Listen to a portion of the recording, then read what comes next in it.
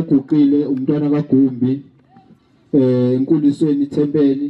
uphethe umshumela umzobe ngenhlanhla ke ngihamba naye nange nomvakela futhi ongiphethe ngihamba naye mina ke elwandle angibashiya abagcotshwa ngemva usihlalo nje ungenaba abagcotshwa inkinga losidalela inkinga esontweni banazaretha ingcwele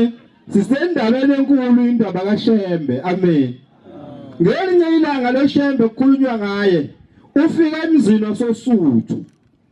eMzini kaHadebe kodwa kafiki ngenyama yakhe ufika ngomoya uthema ifika khona kaHadebe ngaleso sikhathi sikhumbule ngicabanga ukuthi isikhathi sa 1917 ngaleso sikhathi yayingekho lento yagesi okusho ukuthi kwakuba mnyama ezweni kodwa batheka Hadebe belele basebenza ukuduma kwezigubhu eziduma kakhulu ethi mase zishawa mase ngqenqazela umhlaba bathebe bephuma eminyango kuyakhanya ezweni lonke bathi bayabuka emkhathini bayibone lezi igubhu nalabantu abaningi abasinayo bashaya igubhu bashaya imbomu abakwenza konke bahamba nale ndoda yesigqoko esimnyama usamkhathini njalo uthe uHadebe mayidlula le ndaba bese uHadebe bese babuyela endlini ekhaya balale uthebelele unkosikazi yakhe omdala uMangwenya bese kufika leli phupho kuye elithi lento kade niyibona ikhona isendaweni yaseMpumalanga ngaleso sikhathi endadala wakusabizwa ngaseMpumalanga njengoba isitabelelo 90 sasheme sithi kufikeni kwethu kulelizwe laseMpumalanga uthi mase vuka kuseni ngomhla wokuwa eParishi uHadebe athi mayiphuza iParishi bese ephumela komakhelwane ebuza lesi simanga sibone ebusuku ukuthi basibonile nabantu bonke abantu balandule kucaca ukuthi uHadebe usibone yedwa lesi simanga kuthe uma esebona sesibone yedwa lesi simanga bese ehlanganisa izingane zakhe ahlanganisa amakhosikazi lento ayigalwe namakhosikazi amathathu mase ehlanganisa umndeni wakhe athi bantu abami lento engiyibona ebusuku ngifisa ukuyilandela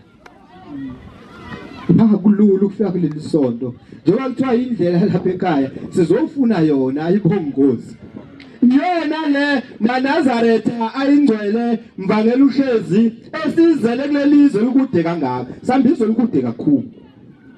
iyona indlela kaShembe leyenza ukuthi sifake ikhiphe imali zethu emaphaketheni izingane ekhaya zingabi nephalishi ukuze abangcwele bonyazi bezophuza amanzi emhlanganweni kaJanuwari insizwa yakaHadebe ithi ngizoyilandela le ndaba wabe sesho unkosikazi wakhe omdala wathi mina ke baba uzongixolela angingeni indaba amaphupho abantu abangaganiwe kahle wathi angingeni indaba amaphupho hamba wedwa ngiyasala utheme behamba wahamba namakhosikazi akhe amabili nezingane zawo zithe ingane zalo nkosikazi omdala eseyikhulile zabe seyisada naye wabe seyisala zona sekuhambe kancane wabe sebeyingena indlela kodwa bengakayingeni indlela kunensizwa ehamba khona lapho eSuthu iqhamuka kulelizwe laseMpumalanga yayiyinyanga ihamba ingena udoor to door ihamba ikulapha abantu yayiyinyanga ithema ikhuluma le ndaba kaHadebe ukuthi iqhamuka wabe sethi uHadebe awungikulethelwe inkosi wena uzongitshela ngalomuntu engembona ebusuku ngilele ithele insizwa mayisho hayi lo muntu ukhona ngempela ule eMpumalanga la ehlala khona kusohlange wabe semnika ikheli lo baba enikeza uHadebe wabe sehamba endleleni uHadebe bahamba abagaya imphako yaphela endleleni kutheme khanje endleleni kusuka iSuthu njalo theme khanje endleleni uHadebe wabesangena emaplazini abelungu wabesengena ebusuku ekhokhoba entshontshumbila ukuze izingane zakhe zidle zawudla ukuhlaza njengeinkawu ziyofuna le ndaba kaShembe leso sithola kalula yabona nje umfayela ekhuluma indaba kaShembe ngakithi nje umfayela ke ubaba wakhe nobaba wambazalwa izilamali zabandawo sificile thina le ndaba nasukwazi ukuhlupheka thina bokufuna indaba kaShembe sifici sikhona kungakho mhlawumbe sesigange esontweni kungakho nje kube lula ukuthi uShembe ngathi ngacasuka namhlanje ecasule umfana kaGumbi ngibe ngiyini vele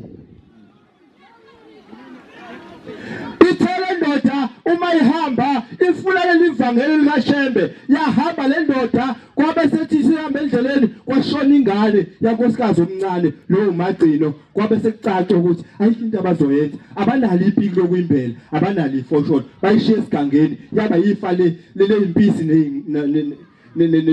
namabhubesi bayishiya kanjalo batheme bahamba endleleni ngoba sekushona unkosikazi wakhe kwakunesifo sesingenisela leso sikhathi ebesifana nalolu khuvethe siphuma kulona noma sikulona ngoba sekushona umakhothi wakhe lo wesithathu ngoba sekuphoqa nabamshiye entabeni base beqhubeka noma indlela kaShembe ayilula batheme beqhubeka nohambo bahamba njalo kwase kuhlabela ingane kalamakhothi wesibili yabe sishona naye babe sebephoqa bayishiye entabeni wabe seqala umakhothi sebuyela ngezansi kodwa baba le ndlela esihambayo sengibona ukuthi ngcono sibuyele emva engathi lo nkulunkulu akekho la siyakhona usethu baba uRadebe uyabona nkosikazi lo nkulunkulu esekuye uma ukuthi ukhona ukuhamba kwalezi izingane ukuhamba kwankosikazi wami lo nkulunkulu uzoyimukela la esiyakhona lazi yakhona ziyongena ezulwini uRadebe akazilutho ngenkolo akazilutho ngezulu uthena ehamba endleleni aqhubeke wabe sehamba wagcina sefika eThekwini thema ifika eThekwini uRadebe ukhuluma isisuthu ukhulunywa isiZulu eThekwini yaqala inkinga yathombukiye nesingisi abasazi uthela ikhuluma nabantu bavela umbona uRadebe ehlanya phela nasendleleni akasenazo lento ezokushintsha kahle ngathi uhlanya athi bekhuluma nabantu bangamuzwa wathi mayefuna amatoho eyophandela ingane zakhe angawutholi ngoba ukhuluma ulimi olungezwakala wabe sekuphoka esehlangana nomlungu wabe semdayisela ingane yakhe ngoponda abayisithupha 6 pounds wadayisa ingane yakhe ukuze abonane noShembe wena ungabe ukhipha 100 rand ukuze ubonane noShembe kunendoda yadayisa ingane yayo uthe mase idayisile ingane wathi ugibela isitimela esamehlisa efinikisi wabe sehamba ngenyawo efuna le ndawo sohlange wabe seveze ehlangana nomunye umuntu wathi mayikhuluma le ndaba yakhe ukuthi ufuna ohlange kuphakameni wena umuntu wangamuzwa ngoba ukhuluma isisuthu wabe sekhumbula ukuthi kambe emqulwini wakhe kunekheli lasemzini wasohlange wathi bese khipha wabe semiyalelo ukuthi uzohamba lapha nakhona umdwebela phansi ngoba abaxhumani ngokukhuluma uthema ifika ohlange wabafika nabanye abesuthu bakhona okwazi ukuhlangana nabo wabe seyiqala ikhuluma le ndaba ezengayo base bemkhombisa umuzwa sekuphakameni base bethi asazi kodwa nomuze kuye yini lo muntu ocathuze kuye ngoba momchaza ngathi akusiye wakhe laphi phakameni umuzwa sekuphamela ngaso sikhathi wakhiwe ngoda kwakhiwe ngotshani utshekile nje ungawunothela umhlaba wabe sekubuka uHadebe bathi hawu ukuhamba kwabe ungaka kanti kudalwa ngami awu ukhona uNkulunkulu okahlala endaweni enjeya ukubone nawe uma uqhamuka eMzini waseBuhleni uvela ubone madokodo uvela ungabusazi uNkulunkulu uzoqhamuka la sesiza kona ukuthi sinantu abanjengomvangeli uShezi abagcotshwa basebhodwe abavele bamakhela uShembe bavele bamakhela iBhilidi othi mawuqhamuka ubuke lona namanje lisakhiwo mhlamba akanikeleli wena namanje hayi phela vele angithi phela abantu banoNkulunkulu bamaphaketheni ababaphethe angalona unyazi libiza iminikelo abantu abayifuni bangona kumvangeli Shezi abamfuni wamfuni nje kanti usethunywe ubaba uzoba lenkinga uzogaxela uthe mayesesondela abesesondela kancane eseyijwiba uRadebe nakhona besondela usondela nje umkakhe lo hamba naye uthi umbonile uthi ngikubonile baba uhamba nalo baba loya esiyakuye ekubhabhadisa emanzini wavumi wakhetha inkosi asihambeni baba siye kuye mhlawumbe sofese simfice uNkulunkulu phakathi batheme bafika ngempela indlamhlathi kaMayekisa ubhombela isitimela samampondo lese sajama lapha ngakithi kaBhoda mina ke kunenhlanhla baba umvangeli ukhuluma indaba ngakithi umfayela wakhulumela ngakithi ngiphakathi nendawo ayingakho ungayikhuluma ngakithi ngoba vele sekuphelele baba umvangeli ukhulumile umfayela uyikhuluma umfayela wakithi ke beleni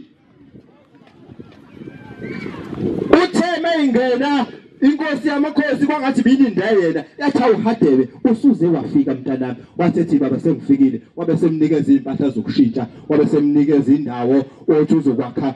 wathi uzolima kuye ukuze aphilise izingane wahlala ekuphakameni uHadebe wabe sebaba omkhulu esebona ukuthi uHadebe emnelise le ndawo wahamba umsikele yegospel uHadebe walima khona ukuze aphilise izingane uHadebe wahamba noShembe makuthiwa kaHadebe phansi nomhlangano kodwa kubuhlungu kunabo bonke uHadebe uhambe ngelimi isonto engasayena wonyazi lwezulu lesehlubukile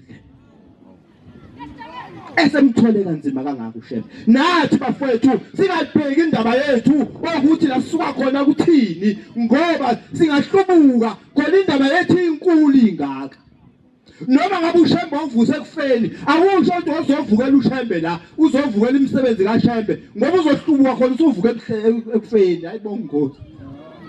ngizocela umvangeli baba bashumayeli ukwehlela ngezansi inkosi kusenikuzwile amen.